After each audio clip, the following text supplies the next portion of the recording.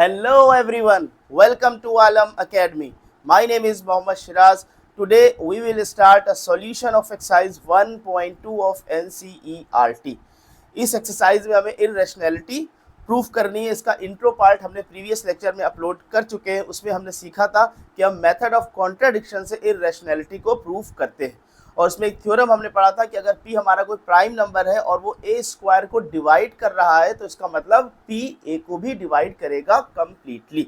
तो इसी थ्योरम को यूज करते हुए यहाँ पर एक्सरसाइज में सिर्फ और सिर्फ 3 क्वेश्चंस है। तो बस जल्दी से चलते हैं, बिल्कुल सिमिलर उसी पैटर्न पर जैसे हमने इंट्रो पार्ट में किया था। अब इसमें एक्सरसाइज में आपके पास 3 क्वेश्चंस है। तो सबसे पहला क्वेश्चन देखते हैं। फर्स्ट क्वेश्चन में क्या कह रहा है कि प्रूव दैट √5 इज इररेशनल। तो देखिए, जब हमें √5 को इररेशनल प्रूफ करना है या किसी भी नंबर को इररेशनल प्रूफ करना है तो हम मेथड ऑफ कॉन्ट्रडिक्शन से प्रूफ करते हैं। यानी कि इस नंबर को हम मान लेंगे कि let us suppose that √5 is rational और फिर लास्ट में हम सॉल्व करते करते अपने अजम्पशन को रॉन्ग प्रूफ कर देंगे, यानी कि हम अपनी बात से कॉन्ट्राडिक्ट कर जाएंगे। तो जब हम इसको रॉन्ग प्रूफ कर देंगे इसका मतलब ये रैशनल नहीं है, तो ये क्या है, ये इररेशनल नंबर। चलते हैं, स्टार्ट करते हैं। तो सबसे पहले हमने अज्यूम कर लिया कि let √5 be a rational number. तो अब √5 को एक रैशनल नंबर अज्यूम करते हुए चलेंगे। तो let √5 be a rational number. इसको एक रैशनल नंबर हमने अज्यूम कर लिया। तो जब ये रैशनल है तो इसका मतलब इसको हम लिख सकते हैं in terms of p/q ratio. √5 को हम लिख सकते हैं p/q के रेशियो में। और यहाँ पर p और q क्या है, where p and q are coprimes, यानी कि p और q में कोई भी कॉमन फैक्टर नहीं है। Where p and q are coprime, are coprime. ये हम लोग ऑलरेडी √3 √2 का इररेशनलिटी प्रूफ कर चुके हैं। तो इस यहाँ से वैल्यू हमें क्या मिल रही है कि √5 q is equal to p। अब अगर हम दोनों तरफ स्क्वायर कर दे, स्क्वायरिंग ऑन बोथ साइड, तो यहाँ से वैल्यू आई 5q square is equal to p square. q square is equal to p square by 5। यानी कि यहाँ पर क्लियर हो रहा है कि हमारे पास p square is divisible by 5, यानी कि 5 divides p square. 5 divides p square. Theorem हमने पढ़ा है कि अगर कोई प्राइम नंबर है वो a स्क्वायर को डिवाइड करता है तो वो प्राइम नंबर a को भी डिवाइड करेगा। जब 5 p स्क्वायर को डिवाइड कर रहा है इसका मतलब 5 divides p also, p also.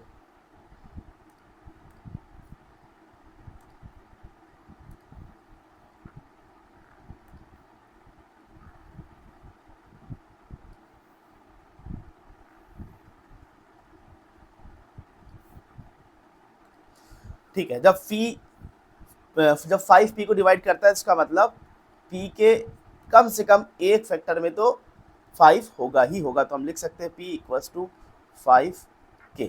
अब इस p इक्वल्स टू 5k को हम इस इक्वेशन में सपोज कर लिया, अगर हम इसको बोल रहे this is equation number 1। Equation number 1 में अगर हम प्लेस करें तो हमें क्या मिलेगा कि q square is equal to p की जगह पर हमने प्लेस कर दिया 5k स्क्वायर डिवाइडेड बाई 5।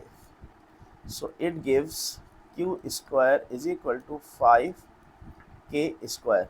यहाँ से वैल्यू आई k square is equal to q square by 5। यानी कि यहाँ पर 5 divides q square, 5 divides q square. जब 5 q स्क्वायर को डिवाइड कर रहा है इट मीन्स कि 5 q को भी डिवाइड करेगा। 5 डिवाइड्स q ऑल्सो। अब देखिए यहाँ से एक चीज क्लियर हो गई कि 5 कम से कम एक फैक्टर तो q का होगा ही होगा। तो हम कह सकते हैं कि q is equal to 5m।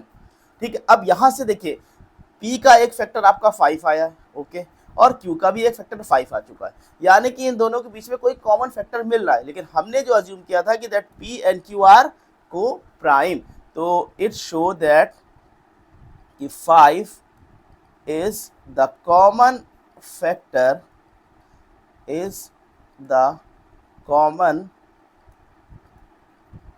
factor of P and Q.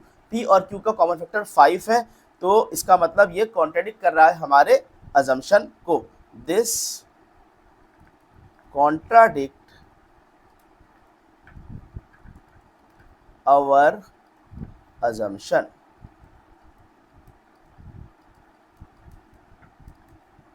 जब ये कॉन्ट्रडिक्ट कर रहा है तो हम ये कह सकते हैं कि hence root 5 is irrational. Root 5 is irrational, और यही हमें प्रूव करना था. अगर आपने इंट्रो पार्ट देखा होगा तो हम आई होप आपको इस वीडियो को देखने की भी जरूरत नहीं पड़ेगी, आप खुद से प्रूविंग कर लेंगे. और ये जो प्रूविंग है बहुत इंपॉर्टेंट है, रूट 2, रूट 3, रूट 5 यानी कि रैशनैलिटी की proving. Most of the time आप PYQs देखेंगे तो ये क्वेश्चन पूछा गया है कि जिसके अंदर प्रूविंग पूछी गई और आसानी से आपको नंबर दिलाने में हेल्प करता है. तो वीडियो को पॉज करके सोल्यूशन नोट कर ले, तब हम लोग चलते हैं नेक्स्ट क्वेश्चन पर, क्वेश्चन नंबर 2 पर.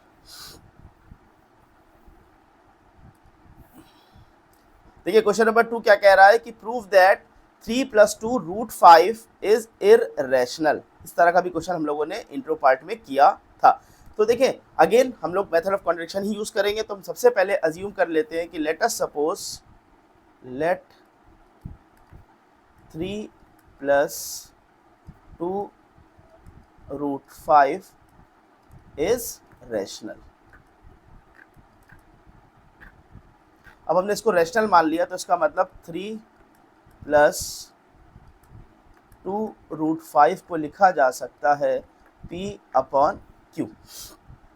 अब यहाँ से अगर हम लिख ले 2 root 5 is equal to P/Q minus 3. 2 से पूरी इक्वेशन को अगर हम डिवाइड कर दें तो it gives root 5 is equal to P/2Q minus 3/2. अब देखिए यहाँ पर आपके पास P/Q क्या था, एक रैशनल था, तो उसमें अगर हमने 2 से डिवाइड कर दिया तो भी ये क्या रहेगा, रैशनल रहेगा. 3/2 क्या रहेगा, रैशनल रहेगा.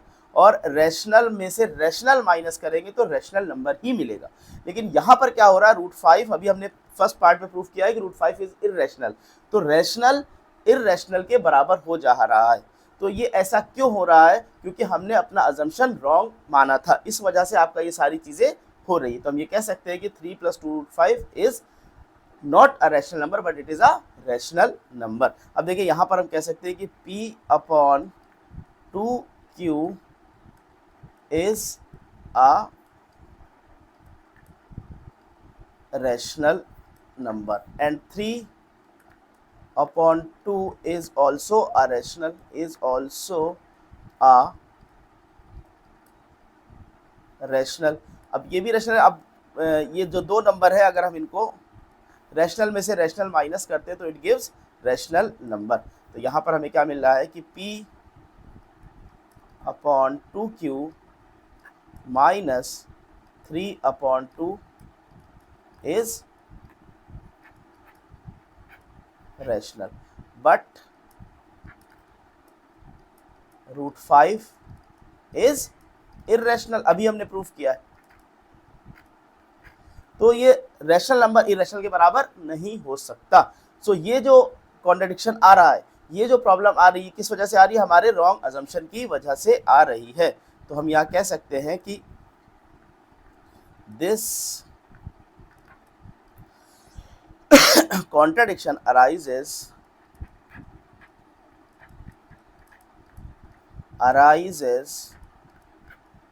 because of our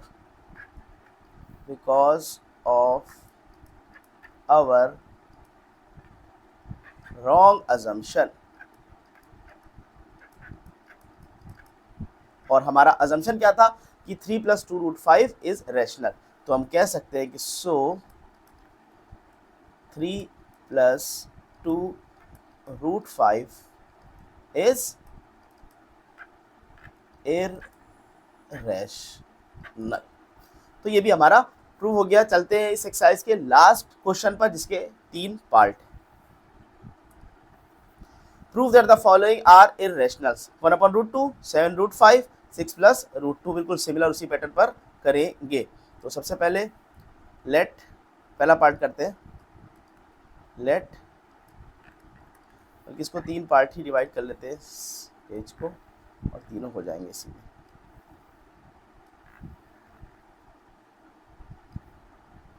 late 1/√2, 1/√2 B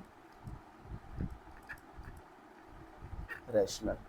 तो जब 1/√2 रैशनल है तो इसका मतलब 1/√2 को हम लिख सकते हैं P/Q के फॉर्म में, और इसको अगर हम रीअरेंज कर ले तो Q/P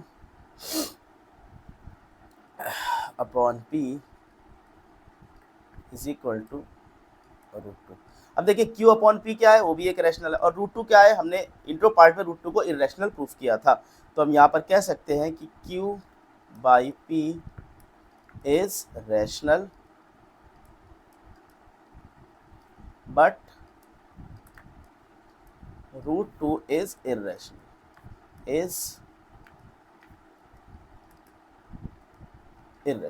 तो एक रैशनल इररेशनल के बराबर नहीं हो सकता। तो ऐसा क्यों हो रहा है? ऐसा कॉन्ट्रडिक्शन इस वजह से हो रहा है कि हमने रॉन्ग अजम्पशन किया था। तो this will contradict our assumption, this will arises, this contradiction arises, this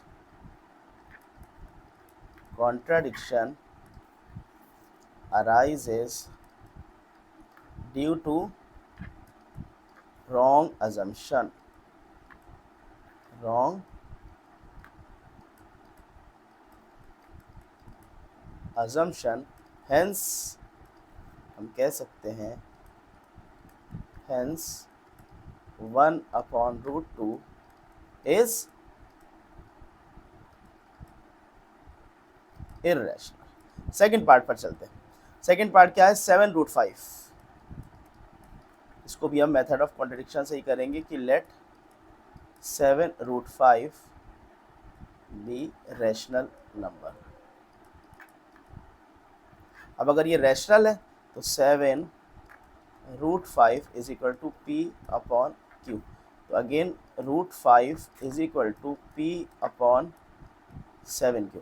और किसी भी रैशनल नंबर को अगर हम कोई rational number divide by rational number करेंगे तो वो क्या देगा? हमेशा रैशनल नंबर देगा।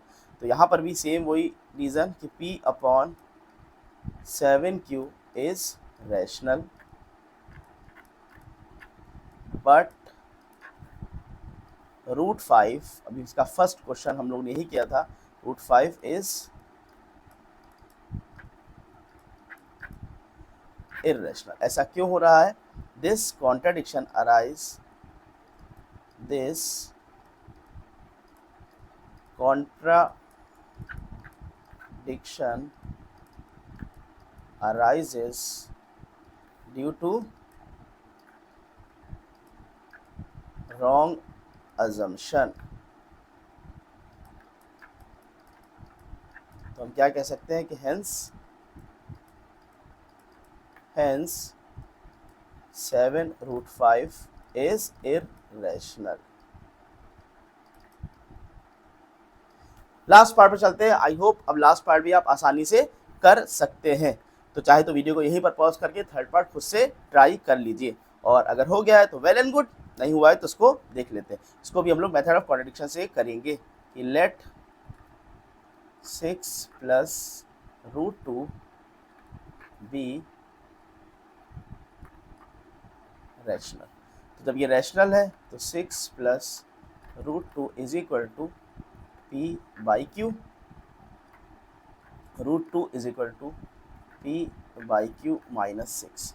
तो P/Q माइनस 6 क्या हो जाएगा? एक रैशनल नंबर हो जाएगा, और √2 क्या है हमारा? एक इररेशनल। तो रैशनल इररेशनल के बराबर नहीं होगा। ये सारा कॉन्ट्रडिक्शन क्यों हो रहा है? Because of our wrong assumption. इसका मतलब 6+√2 क्या हो जाएगा? एक इररेशनल हो जाएगा। तो क्या कह सकते हैं कि P/Q minus 6 is rational but root 2 is irrational. So this contradiction arises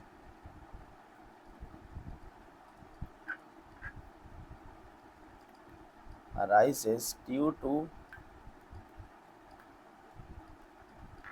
our wrong assumption. Hence,